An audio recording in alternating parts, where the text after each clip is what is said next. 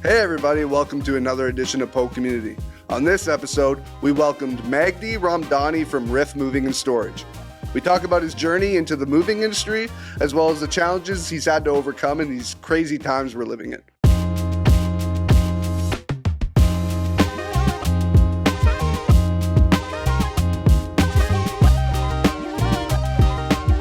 Magdi, welcome to the show today. How's it going? It's going good. It's going good. Thanks for having me. No problem. Thanks for coming on. Tell me about yourself. Tell me about Riff. Riff Moving, yeah. So, in a nutshell, I was actually going to school to become a counselor in 2008, and as I was going through school, I was working for another moving company as a swamper, just to make some money through while I was going through school. And I come from a background of restaurant business, so customer service, client care is very important, it's top notch. And what I found in the moving industry was that level of care that was given to the client, and I was, to say the least, I was floored, to be honest with you. Just for the amount of money the moving companies charge, obviously, it's not very economical for a lot of people. And I was, it was disheartening to see the level of care that was given to the client. So literally, as soon as I graduated, I've graduated from my counseling school there, and I literally decided to start a moving company just because I wanted to make a change into that industry, right? I felt I felt as if I was given that service, and no one would like to be given such low level of care to their staff that's being moved by a reputable moving company. Yeah, so since then we've grown. I went from one truck, we've grown to about 8, 12 trucks, and then obviously business, it goes up and down. But to say the least, we have expanded across provinces, and now we go all the way to Ontario. Wow. Yeah, So when did you start? What? I graduated in 2009. So 2010 we started. Nice, nice. Yeah, so 13 years in the business now. Yeah. Yeah, so you probably seen a lot of changes over the years and different crazy periods of time throughout the industry, but nothing really like, I guess, what you're seeing now with just the craziness that was a couple of years ago with COVID, as well as just the rates to live right now for everyday Canadians. How has that changed your industry? Yeah, absolutely. Yeah. So speaking of growth there for a second, so we've been in business for quite some time, and we've sensed that level of care that we were giving the client. So it gave us the motivation to maybe kick it up a notch a bit, and that's when I grew. I started to grow. I've decided to invest into expanding drastically and investing in a lot of money in marketing and staff management. So this was in 2020. So pretty much I invested everything I had to expand the business, and little did we know, the pandemic came came along, and it was a shock. It was heartbreaking, just in the moment. But to our surprise, to be honest with you, I have grown more throughout the pandemic than ever, because in all actuality and reality, a lot of businesses shut down, offices downtown shut down. So where do these people go? So they need to move their stuff out of their offices. So a lot of our clients were office buildings, businesses that moved into storage units. A lot of people couldn't afford what they could afford previously, so they had to downsize. So instead of living in a high-rise downtown Vancouver, they would move back to Coquitlam or East Van, somewhere in a basement that's a little more economical. So it was uplifting, to be honest with you, and we did a lot of cross country as well. A lot of the companies that were based in Vancouver, that were working from Vancouver were based in Ontario. So a lot of the companies that we moved decided to take their business back to Ontario. So that kind of really lifted our spirits and gave us that boost and drive to kind of keep going, because it was scary when we first got the news, obviously, right? Dude. But but we did see a lot of people suffering. Again, obviously, a lot of people lost their jobs. It was the whole world, right? I mean, and people, some of us reacted instantly. Some of us were in shock. They were paralyzed. They didn't know what to do. And yeah, so we just pretty much, when we were shut down there for a couple of weeks, and I've noticed the online presence was just insane. Everybody was at home and everybody was logged in. So we joined a couple of Facebook groups, and yeah, so we kind of we united as a community, right? We united, and I've seen a lot of students, a lot of people that they couldn't afford to move, and we were blessed as a company to be able to have that much work throughout the pandemic. So we decided to give a little hand to the less fortunate, and we gave a hand, and that kind of brought the attention of the public, if you may. Yeah. So yeah. Oh yeah, that's awesome, man. It was I hear that a lot because I talk to a lot of business owners, and some people were crippled. It really depended on the industry you were in. It sucks when you take your industry. That's when right. It's like it could be a completely positive reason why somebody is moving their stuff somewhere. Like they bought their first house, or correct. They're stepping up. They're moving up in life. Correct.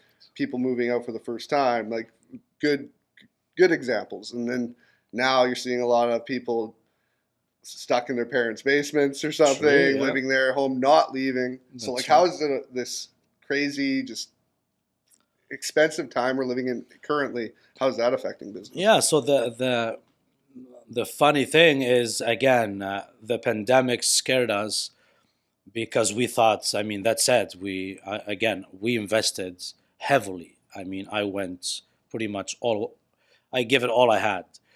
And then to our surprise, again, we've literally grown through the pandemic. But a couple of years later, that's when the story kind of reversed back to us.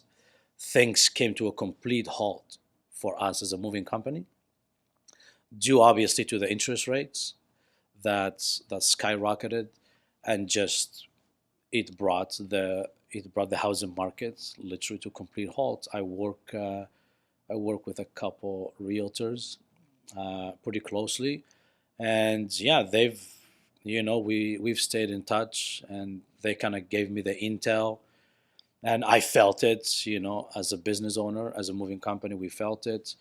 So the ripple effect of the pandemic really, really hit us pretty hard, to be honest with you. So I would say some of us suffered the beginning of the pandemic, and then the rest kind of got the last punch at the very end, pretty much, after 2-3 years. So again, with the interest rates being so high, and yeah, a lot of people, I believe, with all that money the government was giving to individuals, so people were not realizing that they needed to pay that money back. Yeah. So that kind of stopped not just the housing market, that came to a complete halt. It was the other general public, the renters that didn't want to move anymore, that didn't want to invest in moving, just because they got hit with all these bills that they have to pay back the government. So it took a toll on us. So I had to, we had to downsize, and that's the reality of it. It was difficult. Downsizing was really difficult, and we're not going to get into it. I'm sure we all understand what that looks like as a business owner. It affects family. It affects your mental health. It affects everything. We are humans at the end of the day, and so the effect was drastic. we took a big loss, big hits. I mean, but I took a little bit of time to restart again. We went pretty much to a complete loss. We had to shut down. So that's where we restarted up again in 2023, literally January 2023. Closed down most of our storage units, warehouses, trucks gone. Just again because due to the rates being so high, housing market coming to a complete halt, the ripple effect of the pandemic, it just demolished not just us, a lot of my colleagues that own businesses. So we went through a really difficult time, but I have passion for this business. I have my why, and I did not want to give up. And I just came back and I restarted with a different name, but same name, but just slightly different. And we're just going at it again, and we're starting to do pretty well again. The economy is starting to kind of get up a bit, and you have to sometimes just take a breather and readjust everything and just see where you gotta change. There's so much change. I think, and the amount of change people have had to do in the last few years is drastic compared to like doing things the same way for so long and being able to do that. COVID was a wrench. It was just like wrench put in the gear because it was as soon as you think of something, you have a plan. New rules, new restrictions, something you can't do it this way, you have to do it this way. It's like anything you planned, it seemed it was going to be kiboshed. And not just personally, you're talking about personal like loans and stuff that people were getting from the government that they ended up having to pay back. It's not just them, it's small businesses too. If you were moving businesses, all these small businesses were grabbing these loans that helped them for the time, but then now they're paying it back at a high interest rate, and they're just trying to get their feet on the ground again. Yet they have to pay these interest rates. It makes no sense. It makes absolutely no sense. It seemed like an attack on small business. I don't want to get too far into it, but it definitely seemed like that. So it's crazy to see just how different industries were hit, what things crippled some industries, and what like almost helped other industries, right? That's right. Real estate agents, you work closely with them, like you said.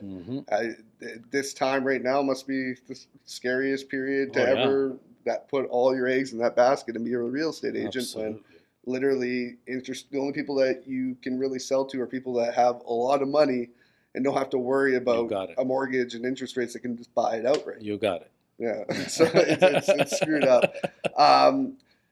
Another thing I'll bring up, I don't like to be negative on everything, but I mean, it's just how everything is. Gas prices for your industry. Oh yeah, I mean that's that's another one that as a business owner, you try to be as fair and as strategic as possible, but also the unfortunate part is just it has to be passed down to the consumer, right? And thank you for bringing that up. Actually, the fuel was another major one. I mean, I'm not going on facts here, but I mean, I can remember doing 90 cents a liter for diesel. 110 was like 110 was doable. I mean, but when you're going to $2 and some, it makes absolute no sense.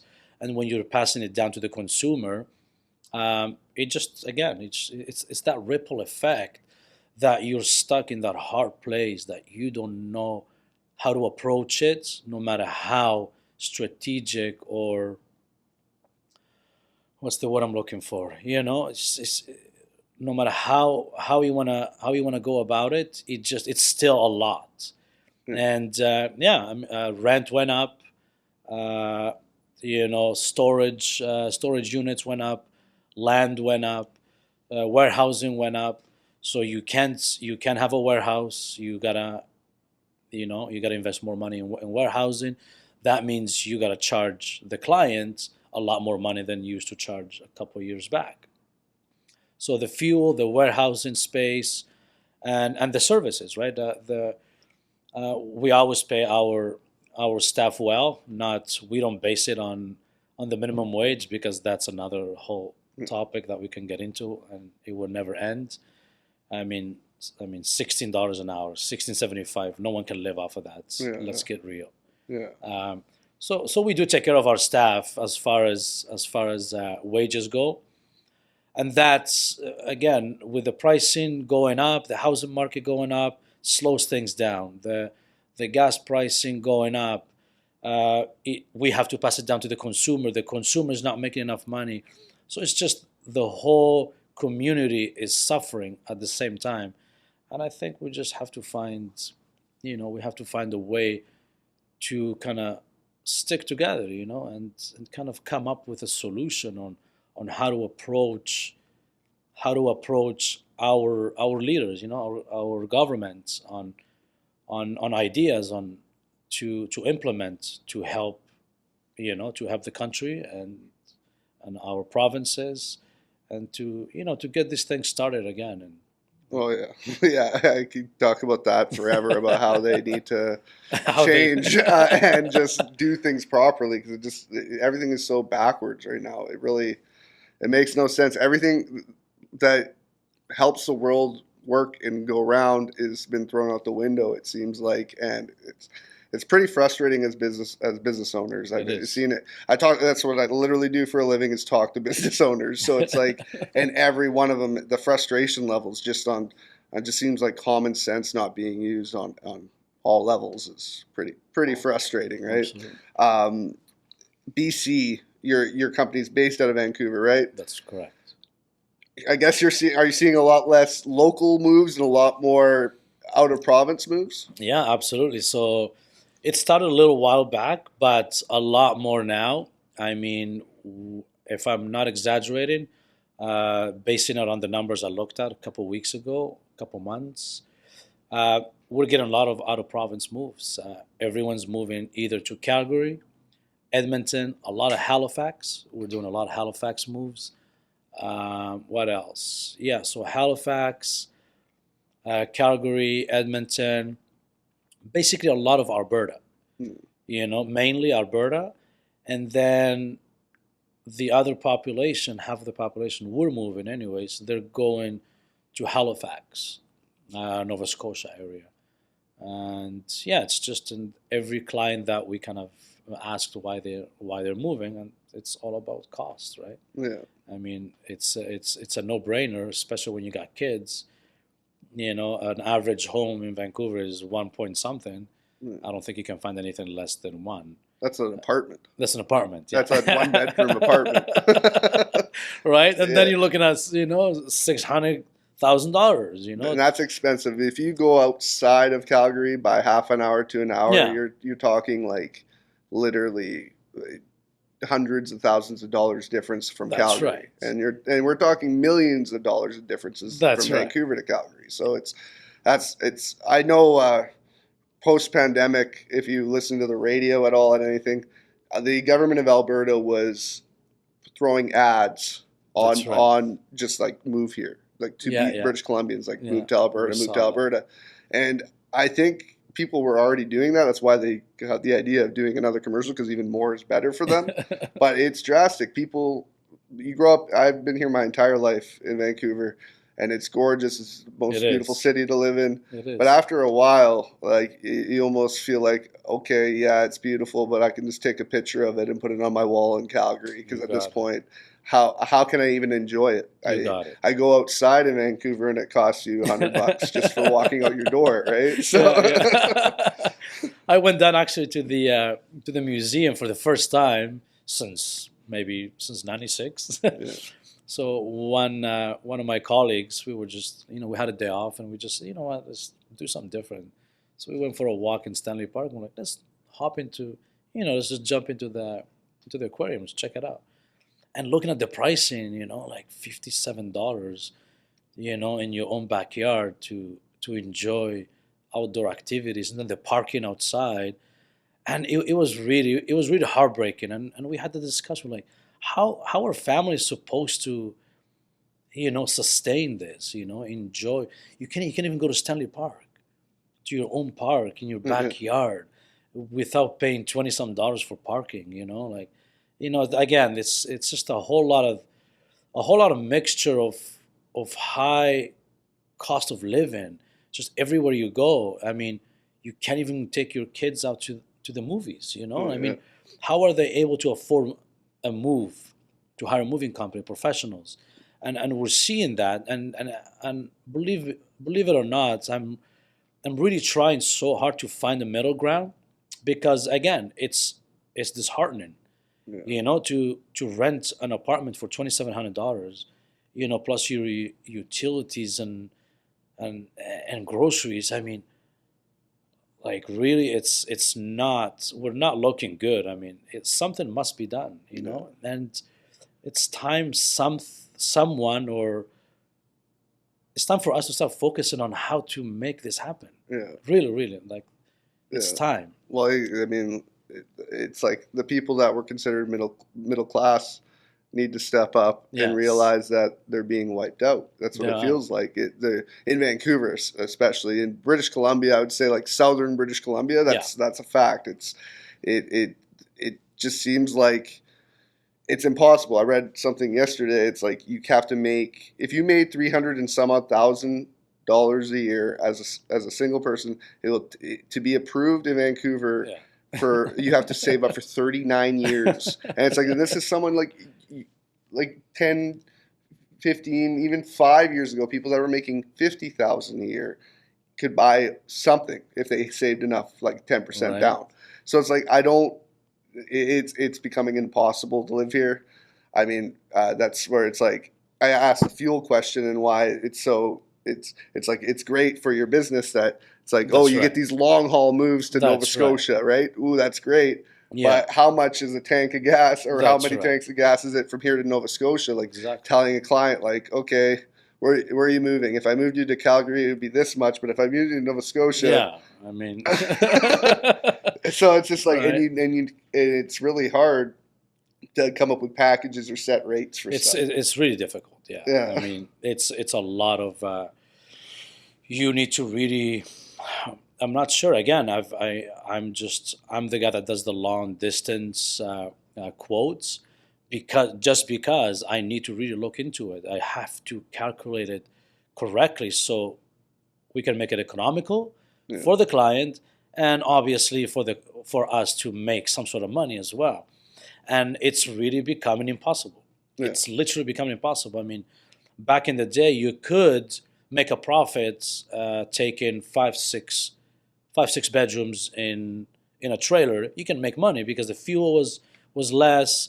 But nowadays, it's just like pulling teeth, right? I mean, again, you have to pass the expenses to the client, which is how we make money, right?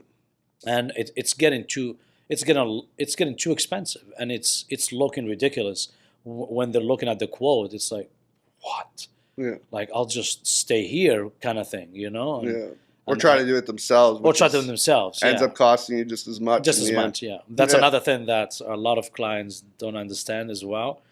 Again, it's not their fault.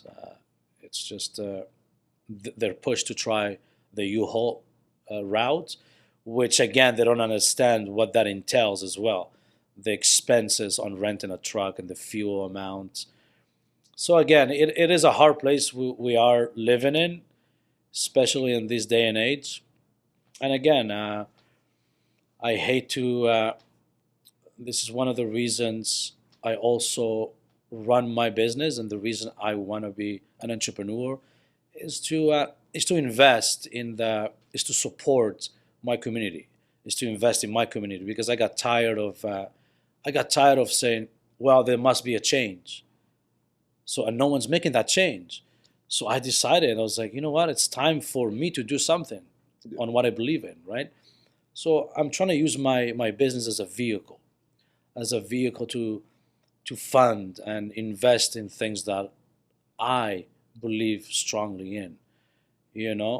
As I'll mention one of the best, responses I've ever heard was from Jim Pattison when he invested in that brand new hospital in Surrey. Yeah. a reporter came and asked him a question. She's like, "So why are you doing this?" And he literally looked at her and he smiled and he said, "Because no one else is doing it." Yeah. Right? So, and I think that resonated with me pretty strongly. And yeah, and I think Jim Patterson gave me that boost, that what I was believing in, the reason behind me becoming an entrepreneur. I wanted to use my business as a tool, as a vehicle, to invest in that change, which we try and do a lot in our community, in things that that I strongly believe in, that resonate pretty close to my heart. And yes, it's just I got tired of asking for change and holding a sign up and complaining. And it's like, no, well, no one's listening, so it's time for the individual to do something about it, right? Yeah. I mean, just make a hot meal and give it to someone on the street instead of complaining about homelessness. Yeah. You got a backyard, give them a little space in your backyard. I mean, why not? Why can we start, becoming as one and helping one another? It can be done. I believe it can be done. Yeah. We are driven to be isolated. I don't know what that is, how that came about, but we're separating from each other. Yeah. We're not working together as a collective. No, not at all. It's bad. It's people think they have more differences than they really do. I think people just need to put aside little beliefs that 10 years ago didn't matter. You could be friends with one another. That's right. Now it seems like if you have any differences of opinion, you can't be friends, is what they're trying to, the narrative that's been pushed, and it doesn't make absolute any sense. Yeah. Your industry, it's a service industry.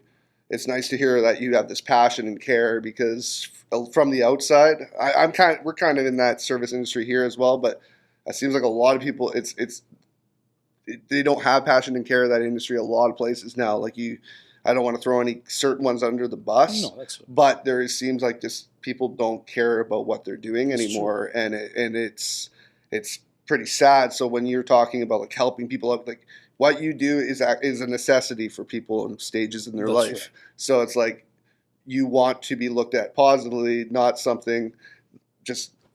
You know what I'm trying to get to. It's just you want to be a positive influence on your community. Well, it's just like our core values. Is serving, right? It's serving others. It's a lot of. I think the moving industry needs to understand something, that this is personal. You're walking into people's personal lives. This is one of the most stressful events in someone's life, and you are literally walking into their personal life, and you are being a part of one of the most, the most important events in one's lifetime, right? I mean, there is people. I mean, for instance, I can mention my dad. He's lived in his home that I grew up in for 40-some years. And now we're getting ready to move him into an old folks home or whatever, into a new place. And you got to be able to be sympathetic, and, you got to be an empath. You got to understand, you got to take care of that client. They have memories into that home. It's so valuable to them, to the core. You cannot be walking into their home, disrespecting their home and mistreating their things. Like my dad, he has this TV stand that's worth more than anything to him, and there's no price to it. Yeah. So if you're going with love and care, and it shows. It shows when you care. Yeah. So yeah, I mean, that's how I want to run my moving company. With the expansion of the business, I saw that those core values were not being followed by the staff that I hired, and I had to change it. Yeah. I needed to change it. I'm not in it for, I'm not a capitalist. Yeah. I'm not here to just make money and walk all over others. Yeah. I'm here to give you my service. Yeah. I want to take care of you. I want you, same as another one that I like, when people pushing for reviews. and I know it's very important, obviously, in this day and age we live in. But I have a theory that I want to do it organically. Let the client willingly. You have to woo the client. Let them go out of their way to leave you a review, because in this day and age we live in, I know it's one click away, but people are so busy to do that. Even it's a click away.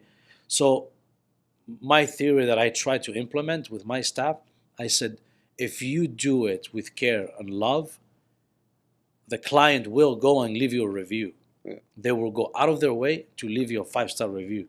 But if you're pushing and asking and asking and asking, it's not the same. No. It's not the same feeling, right? So yeah, that's where we stand as far as core values, and yeah. Well, that's awesome, man. I appreciate what you do and your passion behind it. And I think any of our audience that's listening, watching right now, like definitely if they're going through having to move or know people that need to, I want them to go to you. So where can they find you? They can find us online. We have a website, www.riffmoving.com, which is RIFF moving.com. You can go, we have a Facebook page, Instagram. Yeah. Thank you so much, Magdi. I appreciate you coming on today, and I appreciate your passion, man. That's like the biggest thing as business owners. It's been hard to keep the fire alive inside of a lot of people. It's been pretty bitter times. Yes, sir. But we try to keep. That's our whole thing is community and keeping each other going, and just building small businesses up. So I appreciate what you do. I appreciate your passion behind it. Thank you for being on today. No, thank you for having me. And thank you all for watching and listening today. Don't forget to subscribe to our channel as well as like and comment on this video, because we love your feedback. So yeah, thank you so much for watching PoCommunity.